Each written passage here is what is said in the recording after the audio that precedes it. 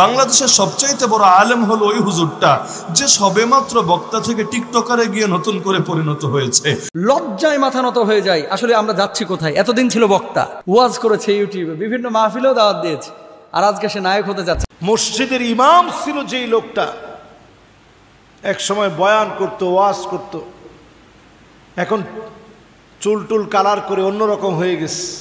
একজন ছিল বক্তা, সেখান থেকে হয়ে গেছে টিকটকার। রাসূলুল্লাহ সাল্লাল্লাহু আলাইহি ওয়াসাল্লামের আজমত, তার মহিমা যে কত বেশি, এটা আমাদের মতো সাধারণ মানুষের পক্ষে আলোচনা করা তো দূরের কথা, কোনোদিন বোঝাও সম্ভব না।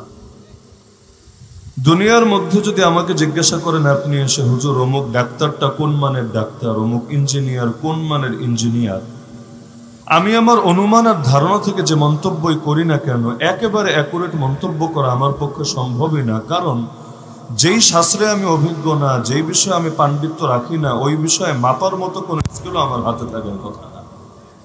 উদাহরণস্বরূপ একজন সাধারণ মানুষকে যদি জিজ্ঞাসা করেন যে বাংলাদেশের বুকে সবচাইতে বড় আলেমকে বলেন দেখি, তাহলে সে কিভাবে বলবে যে বাংলাদেশের বুকে সবচাইতে বড় আলেমকে? কারণ আলেম মাপার মতো কোনো যন্ত্রই তো তার কাছে নাই।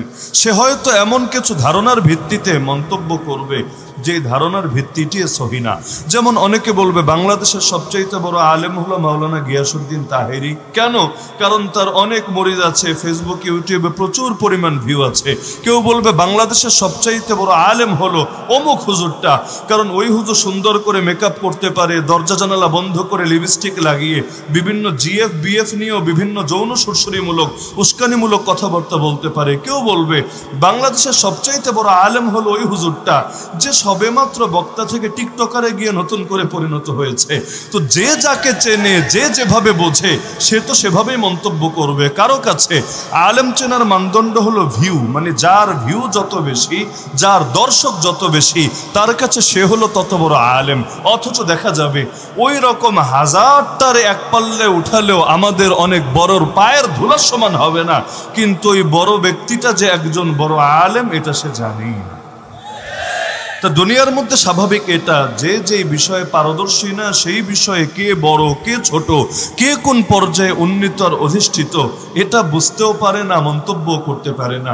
তো নবুয়ত আর রিসালাতের যে শান, এটা আমি আপনি বুঝবো কিভাবে? কারণ নবুয়ত আর রিসালাতের কোনো মুকুট তো আমাকে আপনাকে পরানো হয় নাই, আর কোনোদিন হবেও না। হ্যাঁ, এখন কোন নবী কোন মানের, এটা যদি অন্য নবী এসে মন্তব্য করে যে তিনি তো এই লাইনে আরো অনেক ঊর্ধ্বে, তবুও তো সেটার একটা যুক্তি থাকে। কারণ একই লাইনের লোক একজন আরেকজনের ব্যাপারে মূল্যায়ন করতে পারে। যার কারণে আল্লাহ রাসূল সাল্লাল্লাহু আলাইহি ওয়াসাল্লামের আজমত বুঝতে চাইলে আমাদের জন্য একমাত্র সোর্স হলো রব তার ব্যাপারে কি মূল্যায়ন করেছেন এবং তিনি নিজের ব্যাপারে কি বলে গিয়েছেন।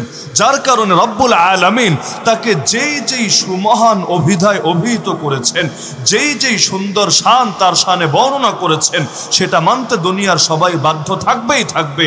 এমনকি বুঝে ধরুক বা না ধরুক, সবকিছু আকলে তার কাছে যৌক্তিক মনে হোক বা না হোক, যখন সে জানবে আল্লাহ তার নবীকে এই শানে বৈশিষ্ট্যমণ্ডিত করেছেন, তখন সে সেটা মানতে বাধ্য থাকবেই থাকবে। যেমন আমার রাসূলকে মহান রব এই আজমত দিয়েছেন, এই মহিমাও দিয়েছেন, এই শানও দিয়েছেন।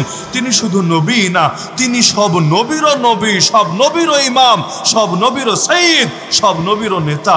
শুধু তাই না, সব নবীর জন্য মোহর, খাতামুন নবিয়্যিন, সকল নবীর মোহর তিনি, তারপরে আর কোন নবী জমিনের বুকে আসবেই না।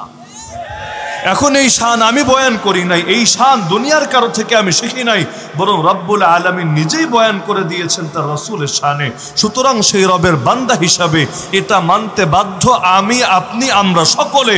যারাই আল্লাহকে রব বলবে তারাই নবীকে খাতামুন নবীন মানতে বাধ্য থাকবে, কারণ আল্লাহ নিজেই এই শানটা বয়ান করেছেন তার রাসূলের শানে।